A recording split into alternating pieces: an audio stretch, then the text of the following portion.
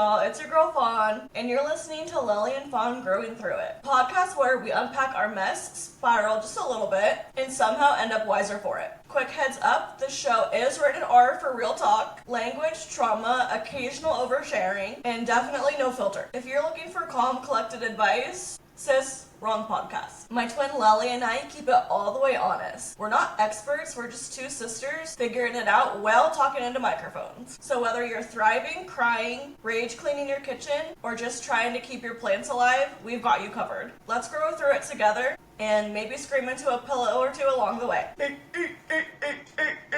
Welcome to episode 2. Talk to yourself like someone you love. The themes today we're going to be talking about are self-growth, kind self-talk, rewiring your thoughts, breaking free from hustle culture, resting, and appreciating where you are now in the moment. Last episode, we introduced ourselves, our backstories, our upbringing, and how we developed our growth mindsets. Today, we're diving into the real inner work, how to talk to yourself kindly, why hustle culture is not the vibe anymore, and why growth doesn't mean grinding yourself to the ground. I'll just say, I think that we've both been learning a lot lately that the concept of self-growth does not have to be a constant process. Like, we are allowed to, not only allowed to, but it is preferred and it will help you more to appreciate where you are in the moment.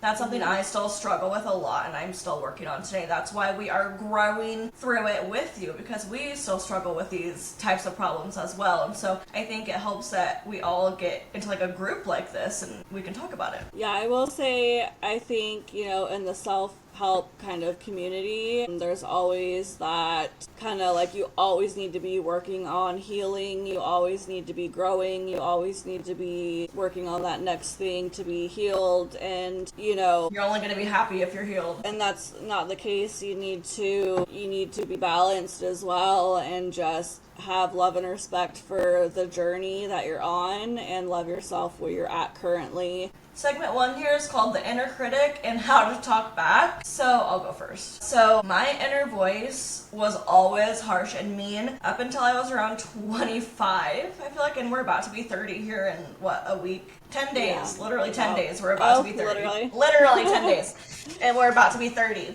And so that's how long I felt worthless. And, my inner voice was, you're so dumb, you're worthless, you're lazy. Everything that had been told to me since I was a child, I believed. And we didn't get talked to very nicely as children. And that's something that a lot of adults, I think the boomer generation doesn't understand, of how you treat your kids is how they're going to see themselves. I think that's a common no-brainer for us millennials and Gen Zs, but the boomer population has, they don't know about it. It's because, the boomers were basically born from the people that went through the Great Depression, right? Yeah. So when the Depression ended, that's when everybody started fucking like crazy and having babies. Yeah. So that's why they're called boomers, is because it's the baby boomers after the Depression. And so they're traumatized as fuck from their parents being traumatized as fuck.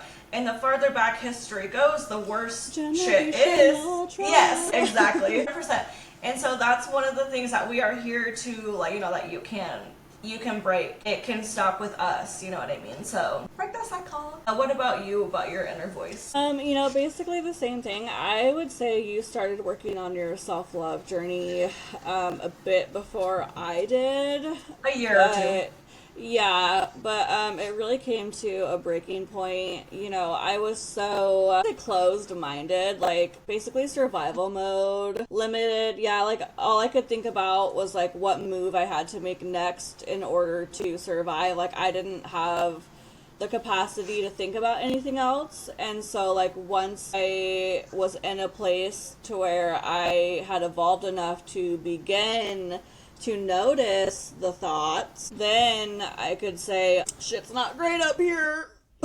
So we better flip the script, and it has to start very, very small. You just notice at first, and then you can start working on things from there.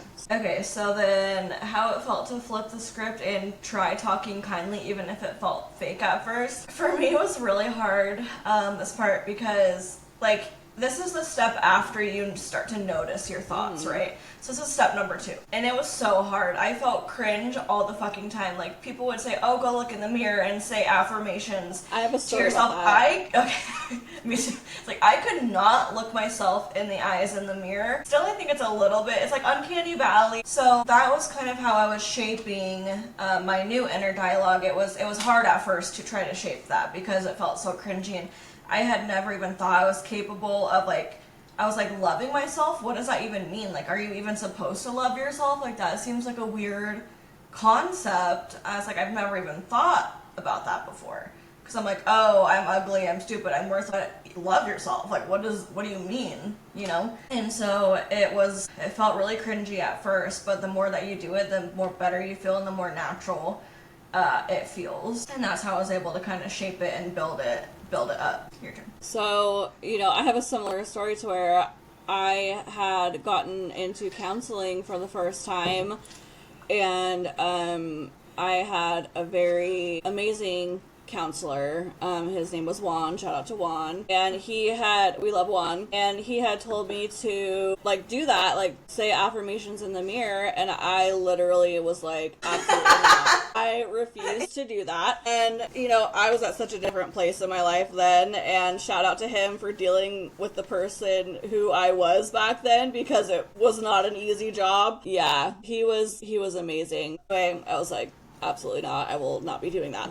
And I still well, it's funny though, because, and this just occurred to me, now in the mirror, I don't like sit there and say like affirmations, but I do notice that when I'm like looking at myself in the mirror, I do actually say good things about myself now, which I had never ever done in the past. I say like, oh, like when I'm doing my makeup, I'm like, stunning, absolutely perfect. I'm like, of course, absolutely stunning, like beautiful, perfect, amazing, gorgeous. Like, I say that stuff to myself now, whereas in the past, I was like, me? Absolutely not. Never. Could never be me. I think there was a point when, about the mirror thing, I was just really trying to get over it, so I did go there, and I intently sat down like somebody trying to fucking talk sense into someone. I was like, listen here, you fucking little bitch. Listen here, bitch. And then I still don't do that as like a regular affirmation, but it did help me get to the point where, like you said, now you're looking in the mirror, you're doing something like, oh, you know what I mean? Honestly, I feel like this is a tiny bit off topic, but the more your mind glows up, the more that your body glows up as well. Absolutely. You don't only start seeing yourself as more beautiful, but you physically outwardly do become. Yeah, got it. Goddess energy. So how the mean dialogue was shaped, childhood trauma, being talked to really horribly, and it's the same thing. Yeah, it's the same thing. So so just how we were talked to, how we were treated, how neglected we were, how much we didn't have anybody around us but each other. And when they were mean. Yeah, bullying, because we were poor and gross. Yeah. I will say too, like, the bullying, because, so when you're homeless and you don't have a washing machine, like, do you remember our clothes smelled like nasty, like musty, and like kind of like wet socks? Like, yeah, we used to go to we were washing them in the bathtub and hanging them to dry, but then they would smell really bad. And so that's what I remember also being made fun of for. And I do remember too, because we would just share clothes all the time, and I remember one of the mean girls being like, didn't your sister wear that shirt yesterday? And I was like, what of it? Like, okay, and I may be an outfit repeater, but at least I'm not an outfit rememberer. So a moment when we caught ourselves being unnecessarily mean to ourselves. I mean, that kind of comes in the beginning of when you're trying to notice your thought. Because it was literally fucking everything. Every single thing. Like, we did not have any clue of, like, what it was to have any positive mindset.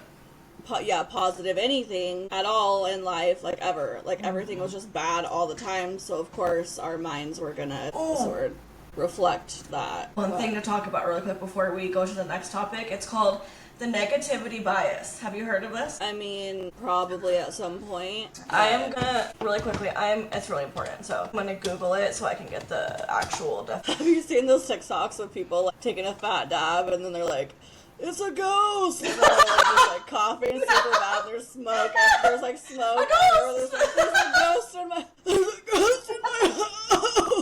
and there's like smoke everywhere. Do you remember Miranda's house that was haunted? I think it was Michael's demon. Where Probably it was is. hella smoke, and there was like a skull in the fucking smoke. That the way the smoke was, it's like a straight up ghost in the fucking smoke, I swear. Anyway. I'll have to send you one if I... Yeah, that's really funny. Okay. So yes, really quickly before we switch topics, I want to talk about a negativity bias because I think it's so important that people know that this exists because then we can actively fight against it. So, and I'm just reading this off Wikipedia just so everybody knows, but this is like the definition that I found on here. Negativity bias, also known as the negativity effect, is a cognitive bias that even when positive or neutral things of equal intensity occur, things of a more negative nature have a greater effect on one's psychological state and processes than neutral or positive things. In other words, something very positive will generally have less of an impact on a person's behavior and cognition than something equally emotional but negative. Brains always focus on the negative, and this is from when we were cavemen. This is survival. Yes, we talk about the negativity bias and how that was from cavemen, and so I just want people to know, like, don't feel guilty if your brain is focusing on the negative because it's literally wired that way. So don't feel like you're failing if your brain is, if you're like, ugh, I always revert to the negative. Like, so does everybody. Like, I still have that as well, and I have to remind myself. So it's not you're not failing, it's literally how your brain was wired to keep you alive running from fucking tigers and mammoths and shit. Yeah, that makes sense. Yeah, and I can see that because, you know, in the past, like that's what we've been talking about this whole time. This episode is just, that's all we focused on constantly. It's just all the bad. So.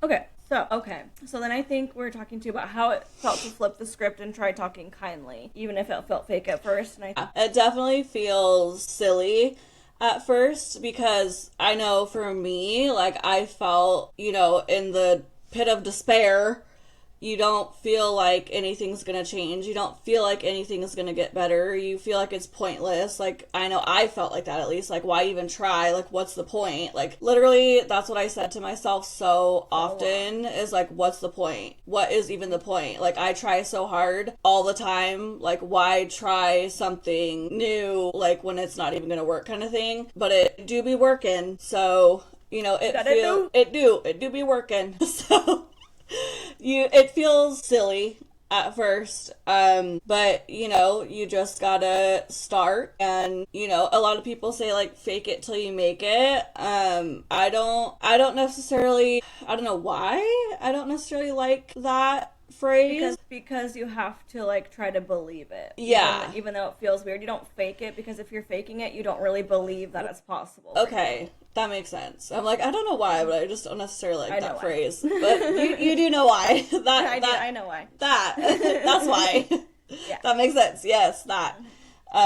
So yeah, you do have to, you know, put the work in. It's not easy by any means. You know, when you hate yourself to tell, yourself, you know, that you love it. Even nice things about it doesn't have to start there. You don't have to, So it just came to my head. It's like, and this is just specifically for me and you, but maybe other people can relate to it too. When you have been spewed like hate at your entire life and you hate yourself, it is so weird and it's hard and feels cringy to say nice things to yourself. Yeah. Because it just doesn't feel natural. Yeah. Like when all you know is hate towards yourself, that's what people have been giving you your entire life. Mm-hmm. Like it's so hard. Like what does that even look like? You know? And so that's why I always say to like start small because like when you're in that mode of like self-hatred and self-pity and all that, like you can't at least for me, I'm not gonna say nobody can do this, but at least for me on day one, you can't just be like, tell yourself, oh, I love myself, like everything's great, like, yeah, it's not gonna work. Like you have to start like the tiniest thing you can, like, oh, you know, for me, like my hair today. That's why I did this, because that's what I was gonna say. Like, and also like when I was in this season of my life, like my self-care was not good. I didn't care about myself, you know, and so it started with the smallest things like brushing my hair, and I said, okay, I'm taking care of my body today. I brushed my hair today. That's a form of self-love. I was able to get up and brush my teeth today. I did that. That's a form of self-love. You know, I got to go outside and sit in the sun today in our coastal town that, you know, is raining a lot. That's a form of self-love, self-care. So it's just even things like that, you know, you don't have to go all in like I'm completely obsessed with myself kind of thing. Yeah. That's not very sustainable to start with. I don't think. I have something on that too. And because I know, like, my self-love journey started before my body positivity journey. Okay. And that's how how come I was also able to get on my body positivity journey and love my body. I had to start with my mind first. So for me, a lot of the first times it was nothing even physical. It was just like, I'm a good friend. Yeah. Like, I'm a good wife. I do everything in my power to take care of my husband. I love my dogs. Like, yeah. That makes me a good person. You know what I mean? So, like, that kind of stuff. If you're as fucked up as we were about starting at ground zero, Absolutely. you know, that's the first. And we are going into the tips section here, so this whole last thing can be part of that, too. It says tips now. So, yeah, so starting at grounds, like, convincing yourself I'm a good person, because I didn't think that I was.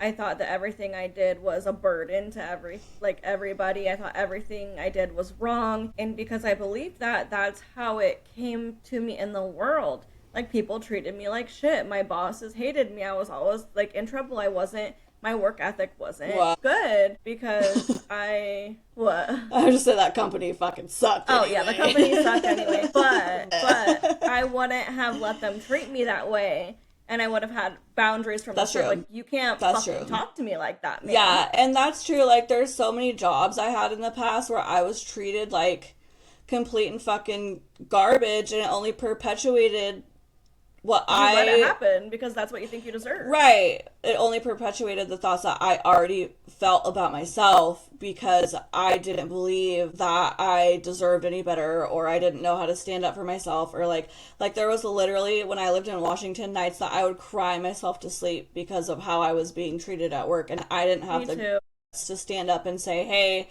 fuck you guys, you suck, I'm out of here. You know, I mean, also, we were really broke and stuff like that too, so there's always, like, the financial aspect of, like, leaving a job. Like, that's really scary, Early adulthood for us was still poverty. Oh my god. Like, we were still in poverty in adulthood.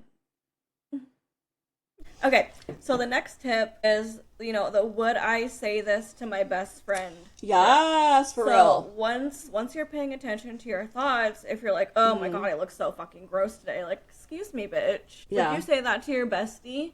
Because you have to be your own best friend first and love yourself first. And, like, it sounds bad to say and it's not true all the time, but it's like you have to rely on yourself first and foremost to do anything in the world. Like, you cannot rely on other people for anything, really. Like, when it all comes down to it, you have to be your own cheerleader. And you have to be your own cheerleader. Remember, still to this day, when I was working at Subway, and it was South Store here, and I was in Oak Terrace, so you know what I was up to then. Shenanigans. But I had this coworker who was, like, kept me alive, basically. Like, she didn't know what I was going through at home. Like, I would talk to her. She might have. I mean, I would talk to her.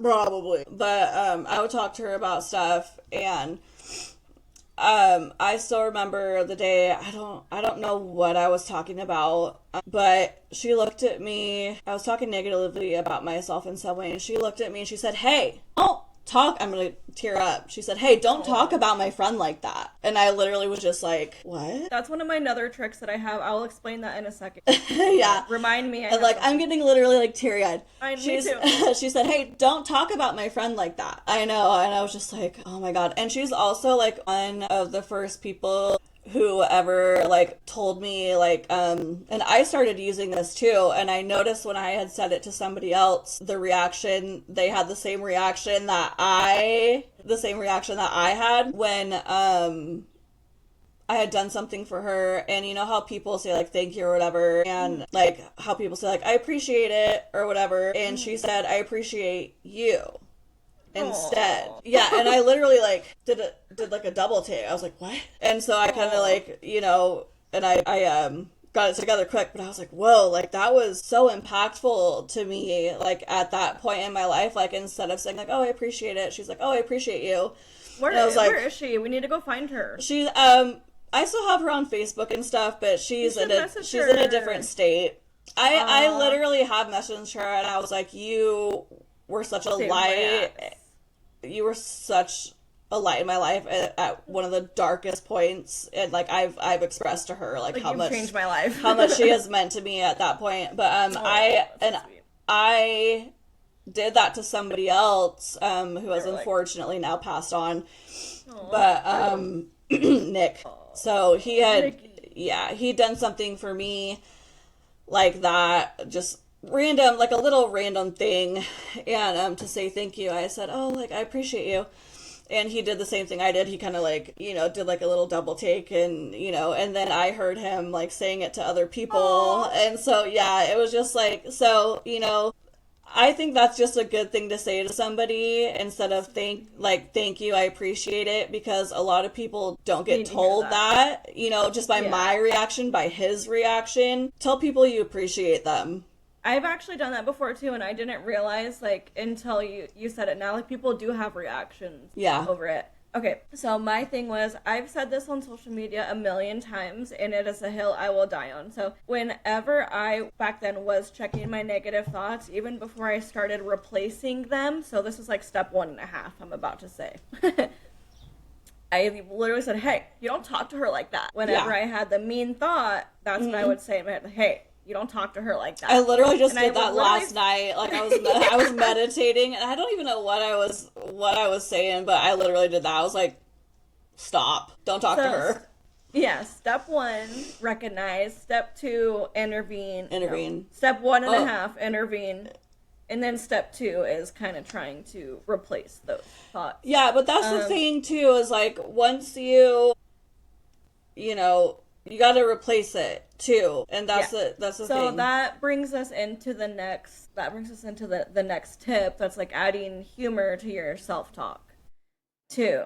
So it's like you don't talk to her like that, or it's just silly things. You know what I mean? So another thing too, instead of being like, oh, I'm a dumb bitch, I don't really even think those thoughts anymore, but before I would lighten them. So I said dumb bitch, and then I said like, oh, I'm a silly goose. Yeah, like, I'm a silly okay. goose. I'm not saying dumb bitch. And then after that, it would become, I would think like, oh, I'm a silly goose. I'm like, no, well, I'm just learning. Yeah. Like, I'm just trying to figure this out. That, it's a silly thought process or whatever, but it doesn't mean anything. It doesn't mean it doesn't mean put anything on my character.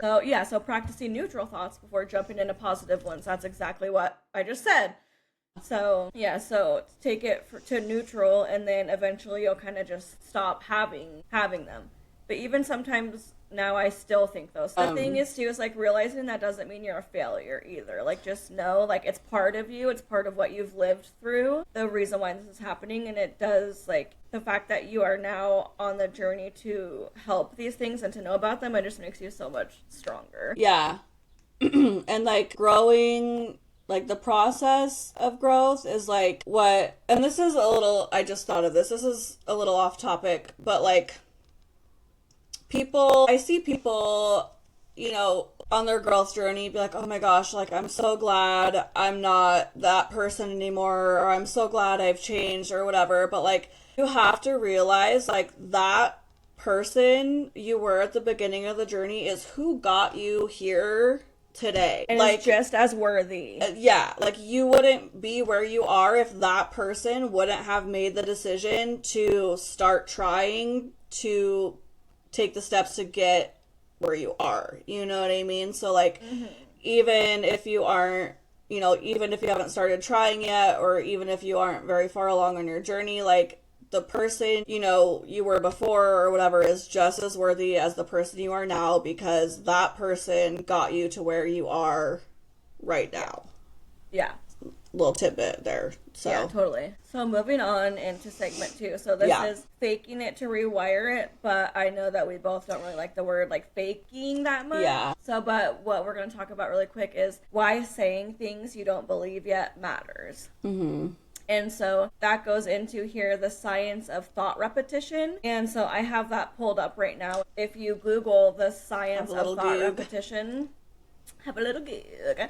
And this is just the I think the AI overview, but those seem pretty, accurate. AI overlords. Seems to be. So basically, the definition, so this is calling it the illusory truth effect. So the illusory truth effect refers to the phenomenon where the mere repetition of a statement increases the likelihood that people will believe it to be true, even if they know it's false. So even if you feel like it feels fake or it doesn't matter, like the more that you say it, the more your brain is going to think it's true. And so why this happens says repetition enhances the accessibility and familiarity of the information and memory. When we encounter a statement that we've heard before, our brains may interpret this familiarity as a sign of truthfulness. And so this effect can be exploited in advertising, propaganda, and the spread of misinformation, unfortunately. Wow. But it definitely helps, but in that aspect. So well, I mean, it's just like for what we're saying, but it's just like starting habits, which I know we're both ADHD.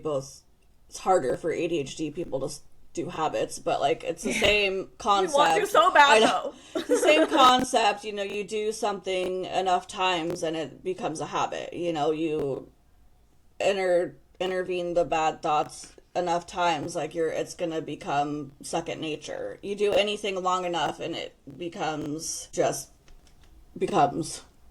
right. And so I think, like, from my experience, saying I'm okay when you don't feel okay, and it helped eventually. I think that is a way that when I was first in therapy that I would have to regulate my emotions, because when you're first just noticing your emotions of how the world impacts you because you've never paid attention before, you don't know how to regulate them, and all the feelings are so intense that all you can say to yourself is like, I'm gonna be okay. Mm-hmm. Like, I'm taking it second by second, hour by hour, day by day, and I just know that it is gonna be okay. And even when you don't feel okay in the moment, just have faith.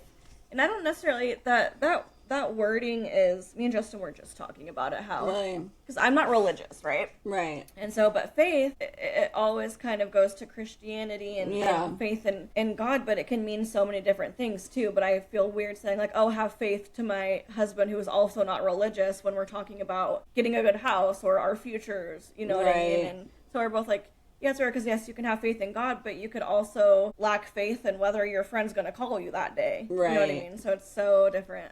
Anyway, I just thought that was interesting. I was like, yeah, you have to have faith that it'll be okay. Okay, so yeah, what about you when, like you were saying, I'm okay when you didn't feel okay, but it helped? Really, honestly, like what's coming to mind when I am thinking about this is like when I would have my spirals like at night for my PTSD. Like, this is like a little heavy of a topic. You have PTSD or just regular? I don't think I regular PTSD, but like sure?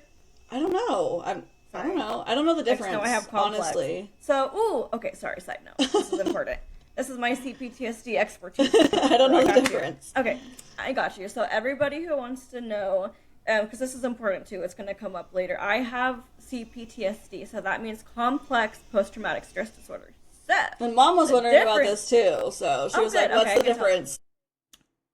Yeah, I love talking about it. This is one of the things I can't shut up about. Okay, so complex PTSD and PTSD. So PTSD you get from a single traumatic event, like in a war, like a car accident or tornado, a natural disaster, one specific traumatic incident. Now, hold on, let me get my little Goog going really quick because I want to be accurate. Yeah, I've definitely had many traumatic things. Mm-hmm. So that's the difference. That's the difference. But let me look it up really quick. CPTSD results from prolonged and repeated trauma, often during childhood, leading to deeper impacts on self-concept, emotional regulation, and relationships. PTSD, on the other hand, is typically associated with one single traumatic event. So, CPTSD results from prolonged and repeated trauma, such as child abuse, domestic violence, or prolonged exposure to war. You have CPTSD, you have regular PTSD symptoms. In addition to those PTSD symptoms, you can also have difficulties with emotional regulation, negative self-perceptions, and relationship problems. Yeah, so it's just CPTSD can manifest as greater difficulty regulating emotions and managing intense emotional reactions, which I definitely had struggled with. So one last thing I want to say, I'm not finding it right here, but I know it to be true. So CPTSD is this along the same lines of people who are, warning really quick, prisoners of war and child sex trafficking. Those people also have CPTSD. So for me to realize, like, oh shit, like, I have the same disorder that a child sex trafficked or a prisoner of war, like a child prisoner of war had, like, that was intense for me to put things into perspective. Yeah. For sure. Yeah. So, okay, sorry, continue.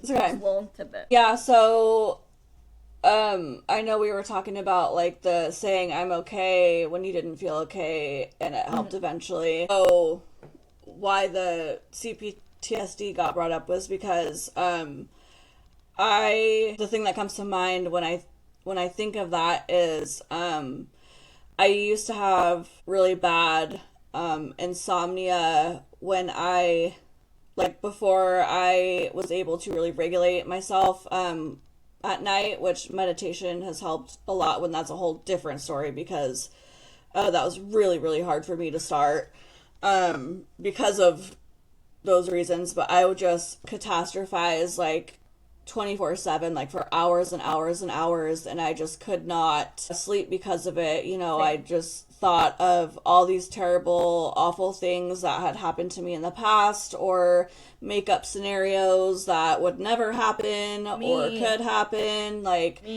you know, picturing my family being harmed or us, you know, dying in terrible scenarios and stuff like that. And, you know, that's when I had to just really, really work on the, like, I'm okay, like, come into my body right now and say, I'm okay, my body is safe, my kids are safe, my family is safe in this moment right now. And that is kind of like my I'm okay. Yeah, I did not realize how exact our catastrophizing was to each other. That was a really big hurdle, and I actually do want to do an episode solely on catastrophizing. I think, you know, when I've mentioned it on my social media, plug to the Busy Fawn, my big influencer page. I have 20,000 followers on there. I do mental health, body confidence, body positivity. Now, did I say mental health? Mental health, okay. I think so. So when I talk about catastrophizing, a lot of people still don't know what that is. Really? And every time I talk about it, I have people commenting, dude, like, thank you. I did not know that this was what that was. Like, thank you so much for explaining this. Really? Wow. Yeah, so I'm not going to go too far into it right now, but I just wanted to mention that. You can go look for it on my Instagram at @thebusyfawn. But I just wanted to say, like, I did not know how similar our catastrophizing was. Yeah, a lot of it, too, is, like, I think it's really aligned with, like, intrusive thoughts, too. Like, the thoughts just keep coming and they don't stop coming, kind of deal. And they just won't, like, you can't stop coming. Yeah. But, you know, I had to really, and the meditation helped a lot, but it was really hard it was such a battle to get that going. Anyway, so that's kind of like the I'm okay when you didn't feel okay, but it helped eventually for me. Yeah, I think we're doing so good. I know we are really doing We're rocking it. Only the second time. We still have to do a little bit of practice of talking over each other and letting each other but I mean, that's just how we are, though. That's how we talk when we're together. That's true. That's kind of... Damn, you're right.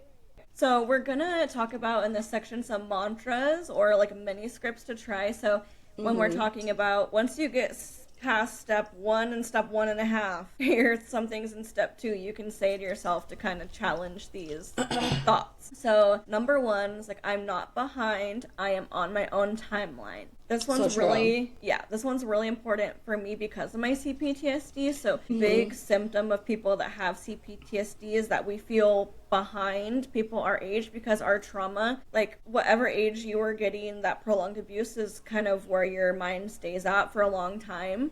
And so it's normal for us to feel behind. And so if you have CPTSD and you haven't heard that yet, that really helped me. Just know, like, you are not behind, like, your trauma stunted you. Yeah, and you do have to work harder. Yeah, I was just gonna say also, like, we, first of all, we're dealt a shitty hand. Second of all, like, we had to overcome so much that other people didn't, and, like, that took time. Yeah, just to be functioning, that took time. We're barely there, by the way. Yeah. We do not have it all figured out. We just got there. We're still growing through it, okay? Yeah. But we are what I would consider... Hashtag going through it. But what I would consider functioning, both of us, like, right now. Like we said, we're turning 30 in 10 days, and I literally just got your first real car. I mean, yeah, outright. Mm-hmm. I didn't get repoed. I just own my own car for the very first time. I just have a stable home by myself for the very first time. You put money into a high yield savings account and a Roth IRA. You freaking finance. I have a little over 10K in the bank for the first time ever. That's fucking nuts. I don't. I'm renovating my house. I do not. But I'm so happy for you. But I'm almost 30. And I literally did not see myself being here, like, even 6 to 8 months ago. So it just goes to show, like, how much can change when you really start believing in yourself and, like, working, we went a little off topic, but, That's fine. No, it's not. We're on the timeline. Yeah, you're on your own timeline. Yeah. You're on your own timeline. So... Yeah, and anything can happen. Like, when you are following your heart and your true calling and, like, living your true authentic self, like, the universe's arms are wide open to you. And, I know not everybody listening to this is going to be spiritual, but I truly believe that when you are following your heart and your light, that you will be reciprocated or rewarded. Yes, absolutely, for sure, 100%. So the next one is, I am allowed to take care of myself without earning it. So for me, I like how we're, like, both doing our take on both of these. So yeah, because we both have ADHD. So what I first kind of think of is, well, my very first thought was, like, oh, I'm allowed to, like, take a shower even though I didn't do the dishes or whatever. But then it comes more into it, too. It's, like, my ADHD and executive dysfunction, a lot of the times, even now, I struggle with, okay, I'll eat my lunch when I do this, this, this, and this. Like, these are the tasks that I need to do first before I eat food. It's like, girly pop, you should probably do the food first. Like, you don't need to do anything else to earn the food or before the food. Like, just eat the food. So it's like, you're allowed to take care of yourself without earning it. What do you think? Yeah, and then I was looking at that and kind of confused because, like, I'm at the point to where, like, I'm doing the struggling to take care of myself. Right. Like, I have in the past as well. Yeah, like, and still do sometimes.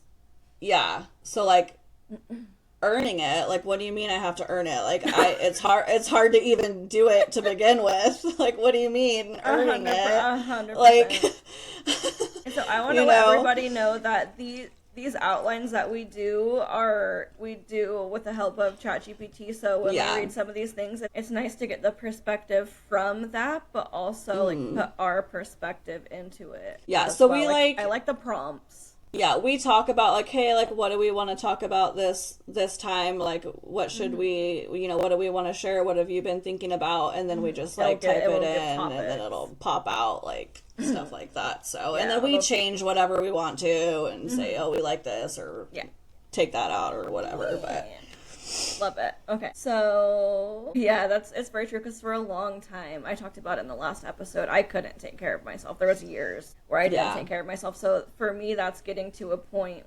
where you already can. And if you can't, there's no fucking shame in that. You're literally... I'm doing so much better. Like, I take 1,000 times better care of myself than I used to, but I look at that, like, that prompt, you know, and I'm like, earn it. What do you mean? Like, like, what do you mean earn it? Definitely.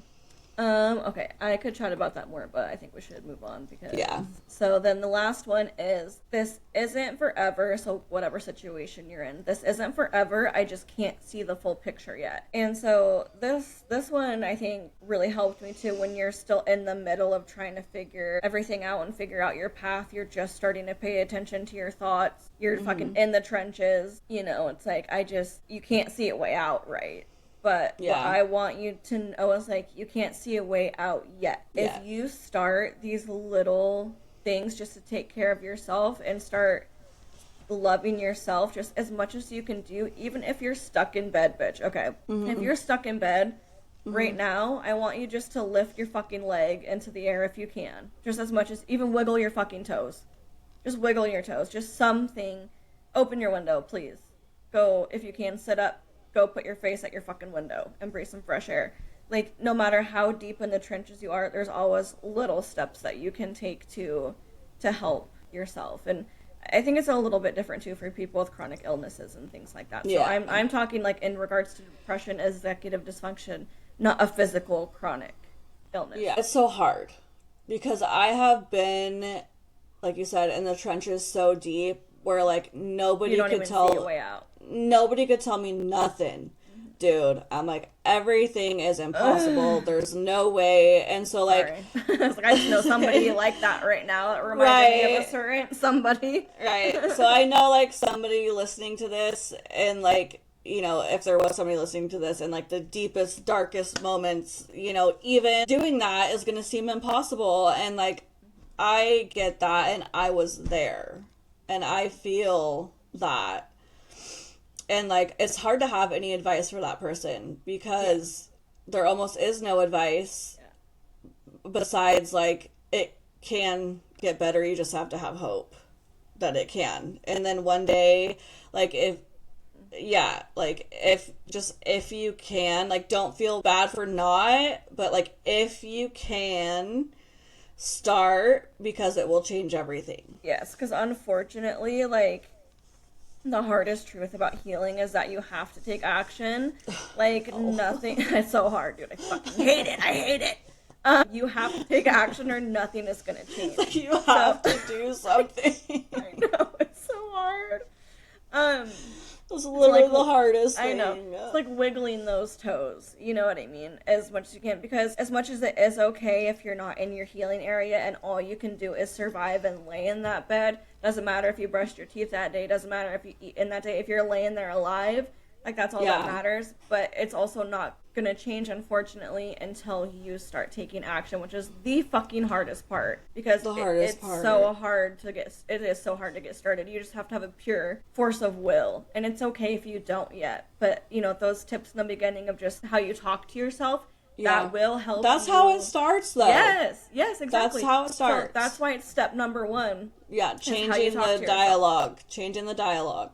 Because I bet if you're laying in that bed, you're like, oh my god, I'm a piece of shit. Like, I can't get up. I'm just a depressed fucking husk. Like, I don't even, you know, deserve to live. Like, you know what I mean? What was I saying about that? It was ADHD. Sorry.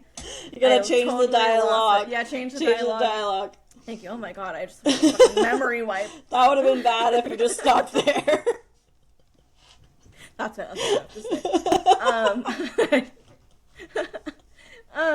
Jeez, that was like a freaking those things from Men in Black. Memory wipe. Yeah, you gotta change the dialogue. You know what I mean? You gotta be like, dude, that is step one. Yeah, I'm my body needs this right now. Yes, this is, you know, how I'm surviving. This is where I'm meant to be right now. We can get better. It will get better when I have energy. Yeah. Take the action when I can. And that's the thing, too, about... I'll say this last thing, and then I think we should move on if you don't have anything after. Okay, fuck, what was I gonna say? Hold on. Fuck, no, I can feel it slipping away. So, we're gonna talk a little bit about hustle culture now, and why we don't like it, and why we don't like the name.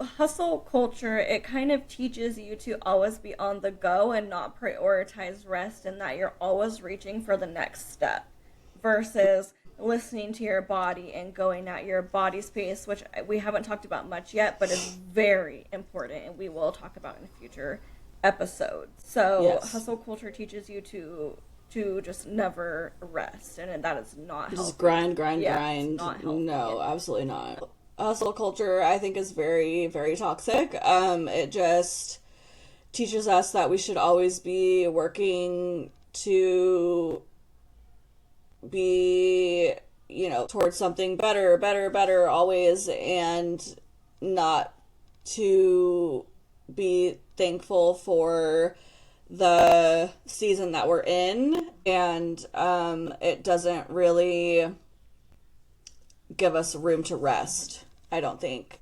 Something I've struggled with my whole life is fatigue. Maybe it's just bitter at hustle culture, because I've always been called lazy or unproductive or whatever, because I've always struggled with this extreme fatigue due to whatever, malnourishment as a child, now as an adult, sleep apnea, depression in the past. Like, there's always been some reason of being super extremely tired, and in the world, people are just so obsessed with, you always got to be up, you always got to be doing something, pull yourself up by your bootstraps, and and so there's no, at least in America, there's no room for rest, and I just don't think that's fucking fair. I hate it because I'm tired all the time. So that's what I have to say about that. So true. It's so sad. It's hard being this traumatized in a world that just does not let you rest. Is even more fucking traumatizing, and it sucks. Yeah. Fuck hustle culture. So I want to talk about like moments when you hit a wall from trying to be productive. But for me, like we were just talking about, I also have extreme fatigue. I actually have a sleep study patient scheduled for the 1st. Lelli just got diagnosed with sleep apnea, which I probably also have as well. But every time I go to the doctor, he's like, "You still got fatigue?" I'm like, "Yep, it's never went away." Like, he's like, "Okay, like, when's your consultation?" I was like, "Oh, it's on the 1st. And I've been going to him for like 8 fucking years. And every appointment is the same answer. It always has been that way. But also from ADHD and my executive dysfunction, like, I can do one thing and be out for the day. And so I had to learn how to prioritize myself, my body, and my rest above being productive, unquote. Like, your worth is not measured by your productivity, and that is something I think even in the last couple years I've been working on. That came kind of later, as my worth is not tied to my productivity. And that's something too that I've had to really come to terms with, because like I said, I've always been labeled lazy or unproductive or whatever. Same. And I've always felt so guilty about it. But it's like, it's just me. I'm just a sleepy gal. Get over it. I think it helped when we started honoring rest as a form of progress. Like, just know that you can't do the shit that you want to do unless you are rested. And so that is progress in itself. When you're listening to your body and you're giving yourself the rest you deserve, that is progress in completing your goals. Straight up. Absolutely. That's the only thing there is to say about it. You know what I mean? Like, yeah. That's just what it is. What balance means to me, I'll say, so I shared a little photo on Facebook not that long ago, and it was like what people think showing up, every day means, and it was like all these circles, and they were highlighted like all the way. I might be able to pop that up if I edit. Oh, that'd be cool. I might be able to pop one up, because I know what you're talking about. And then, it was like 7 of them for like the days of the week, and they were all filled up. And then on the bottom, and it was like what it actually means, and then like had all these different, like, just a teeny bit on the first one and a little bit more on the second one and then lower on the third one and like all these different levels. So consistency doesn't mean giving it your all 100% of the time. It just means doing what you can as much as you can. That's what consistency means to me. I want to point out, if people haven't heard of the spoon method, it goes into that as well. And so you start the day with so many spoons, and each task that you do gives away a spoon. So a doctor's appointment is 2 spoons. Doing the dishes is 1 spoon. A phone call is 3 spoons. If you only start out with like 10 spoons, you know what I mean? You have different amount of spoons every day. So that's kind of what I think of as well. Yeah. So for me, the current rhythm of like what balance means now is basically the same thing, but for me it's more of listening to my body first and foremost. So like what those little bubbles are, and for me is my body and like what it needs. So some days my body's at 100% and I can do everything that I want, and some days it's not, and it just every day is different. But my body is what I use to gauge how many spoons that I have. Something that we also had to do is like let go of the shame for doing less, and that comes in with the always needing to be productive. Like when we were little, we were made to clean, and if we didn't like get every single crumb, we didn't move the tables, we didn't do whatever, like we would get beaten. Trigger warning. This whole, like I said, abuse was gonna come up in the beginning, at least once a fucking episode. There's no way around it. We would get beat, and so when I became an adult, I thought that that's what I had to do. And it's like, girly pop, no you don't. You can leave your spices there and just wipe around it. Like no one's gonna come beat your ass if your under your spices are dirty. Sorry. You know what I mean? So I had to let go of the shame for doing less and the trauma and the fear around it. Like it's okay, like even if you can sweep but you can't mop, like no matter what little thing that you do, as long as you do it, like that's enough. And even if you can't do it, like we said, there's space for rest and there's space for action. So whatever season you're in, just honor that. You know what I mean? So I think the last thing to wrap up that is, you can say to yourself, I'm doing nothing today, and that is fine.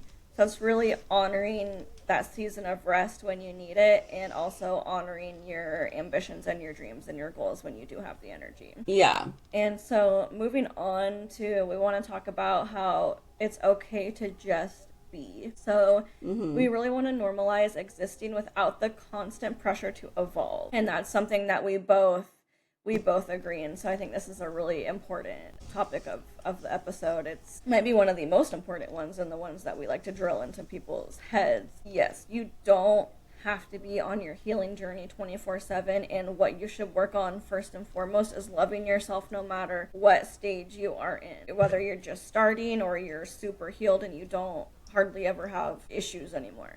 Like everywhere in between, you're worthy of your deepest desires, and you're, whatever, you're worthy already. Absolutely. So there's this myth, some people will say, if you're not growing, you're wasting time.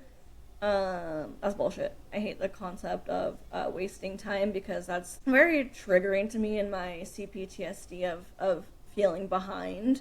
And that's why that is a really big, something I probably still struggle with today, is like wasting time, because I'm stuck in a productivity loop as well. Like that's something I still struggle with my ADHD, is balancing my time. And like I have so many things I want to do, and it feels like my body wants to rest more of the time, which is fine. But yeah, there's just so much I want to do, and like not enough time to do it all. And so you feel like you're wasting time if you don't get everything done that you want to do. I think it's a really big neurodivergent thing as well.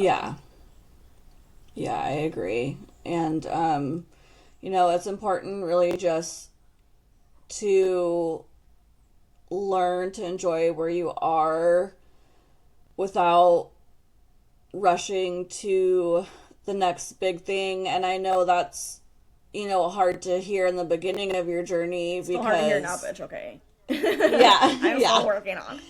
Yeah, because like when you're starting off, like where we were starting, like how could we enjoy any of this, right? But, you know, like we said, it starts with the tiniest things. Like I got to brush my hair today, I got to sit in the sun today, I got to laugh today, I got to see a friend today.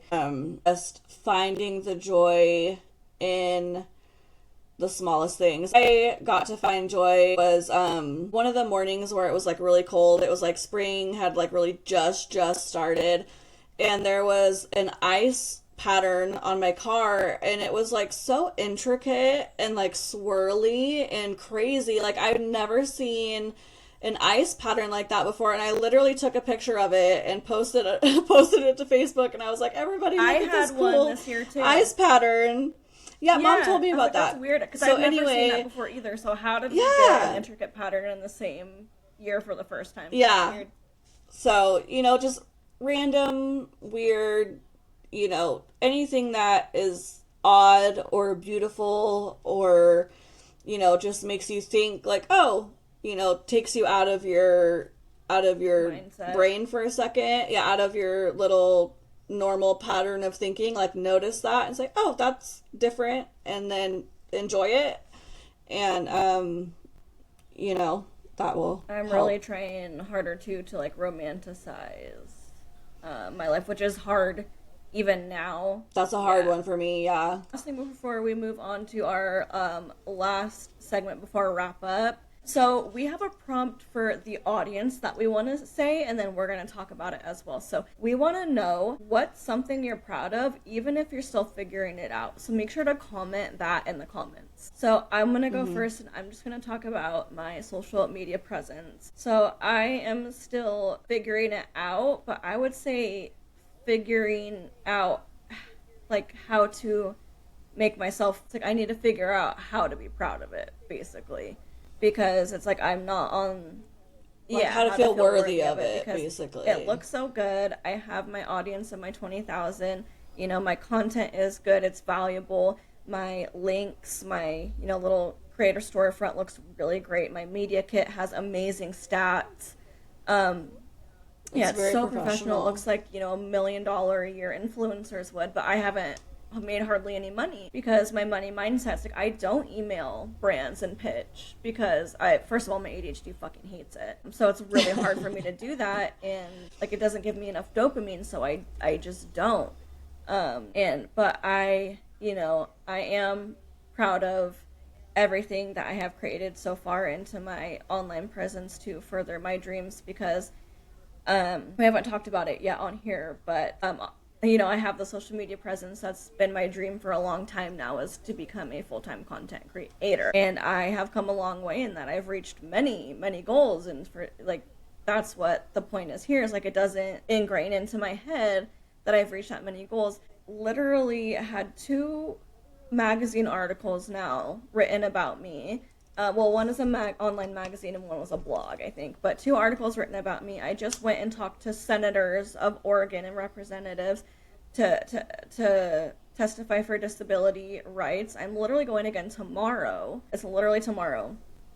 Back to the Capitol. I know. To give the speech in front of a much larger audience. You know, I have had a lot of gifted brand deals. I've worked with like Tarte. I've worked with freaking Smashbox, like, you know what I mean? So on a gifted level, but you know, I'm still figuring out how to navigate my money mindset and my worthiness to be paid from it.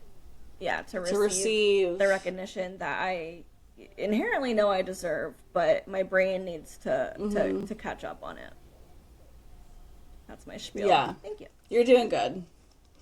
Yeah, and I would say mine is, you know, I was talking to my counselor, and I would say, you know, the same thing, like giving myself the recognition that I deserve. She asked me, are you proud of yourself for how far you've come? Are you recognizing everything that you've done to get this far? Because every single thing that you've told me you were going to do since we started our meeting, since I changed my counselors from that guy, you have done. you have accomplished every single one of your goals that you told me you were going to accomplish. You told me you were going to get a car and you got a car. You told me you were going to get a new apartment and you got a new apartment. You know, and there's other various things with my mentality and my health and everything like that that I have accomplished.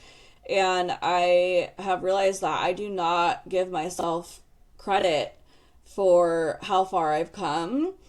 And that's something I'm still working on. I'm still figuring out how do I give myself, so yeah, just giving myself credit where it's due, basically. Like, I have achieved so much in such a short amount of time compared to my whole life being complete fucking utter garbage. And the past, I would say 2 or 3 years, it was really a slow start, and then everything has just like grown exponentially within the past, like, I would say like year, 8 months or so.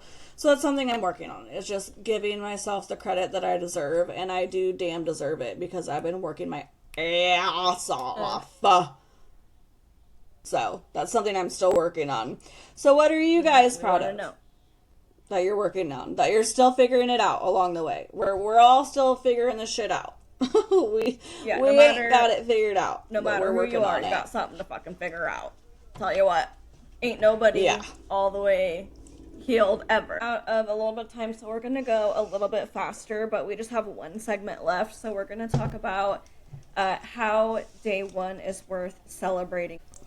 When you decide that you want to go on this healing journey, that is something that, you know, you are celebrating from day one, even if you don't take action on it yet. Once you make that decision, once you decide that you want to take action, that's worth celebrating 100%. Absolutely. And then, you know, even if you're just starting, you're still doing something important, and it's going to pay off in the long run. And nobody's journey is equal. You know, some people can heal in a short amount of time. Some people, it takes years to help.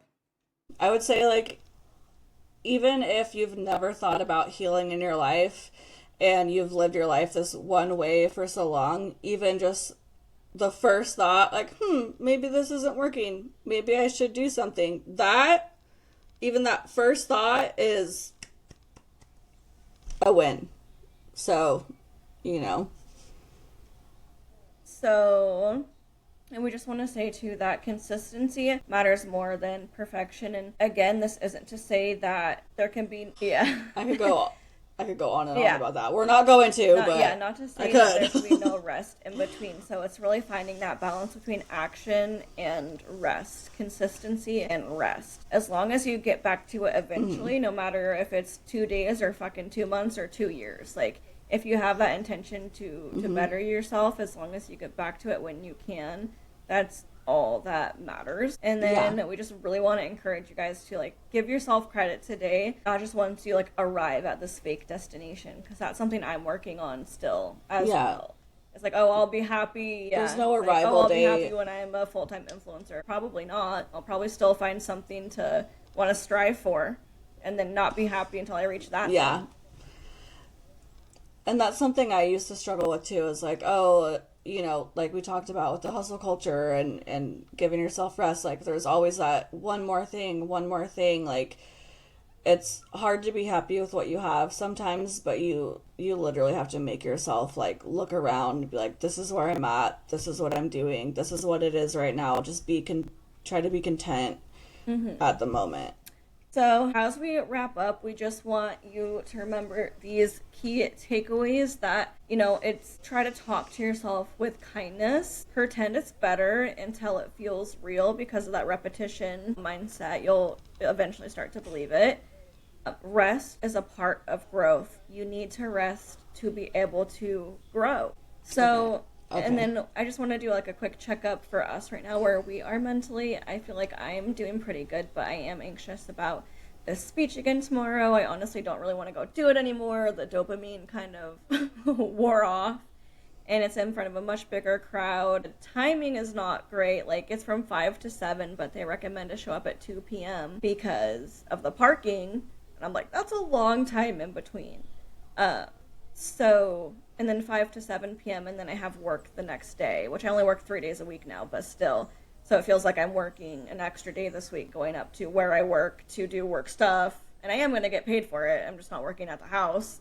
But I have to give a big speech again in front of somebody. So I think once all that is over, also we have a busy rest of the month. We're going to get your tattoo on the 22nd. I have a PAP on the 23rd. And then there was something else too. That's like the next week. So the rest of my month is like booked with stuff on my days off, which is inherently stressful for me because I don't do much. But yeah, I've got a bunch of appointments and stuff. But I mean, it's all good things, fun things that I can handle. So it's like it's not that stressful, but it's just like.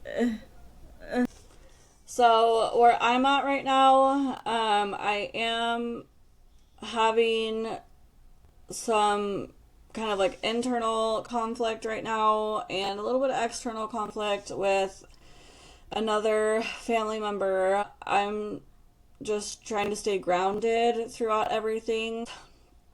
Hard to say what I can and cannot talk about on here, but it is a really big part of my life. And respect, for privacy. Yeah, so I'm really trying to stay calm, cool, and collected while also setting healthy boundaries and speak my mind at the same time without being disrespectful or rude. And also I want to show up with love and respect without enabling and being walked all over at the same time. Like, so, it's definitely a balance. And I did get to have an emotional kind of like purge about it, so that was nice. I do feel better after that. I'm also not going to stay silent anymore about things that upset me, because in the past I was just like staying silent and being like, oh, whatever. But I'm also now I'm gonna speak up, like if things are bothering me, like these things need to be addressed. It affects your life. And even though you're doing great and you love it, it still makes your life harder, no matter how much you love being able to do what you're doing.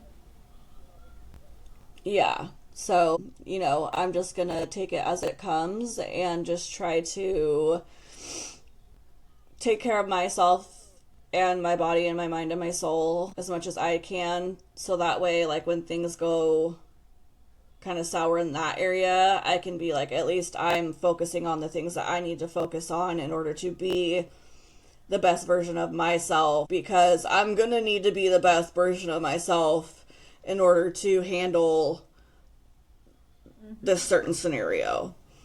So that's where I'm at with things. So we are all growing through something, and you are not alone. So we just want you this week to reflect on your inner dialogue and comment below, like, what are you being nice to yourself? Is it like half and half? Like, what is your mindset right now? Are you mean? Are you talking to yourself like someone you love, or do you need to work on that? And if you are mean, don't talk to my friend like that. Don't talk to my friend like that. Stop it. We appreciate you. Yeah, we appreciate you.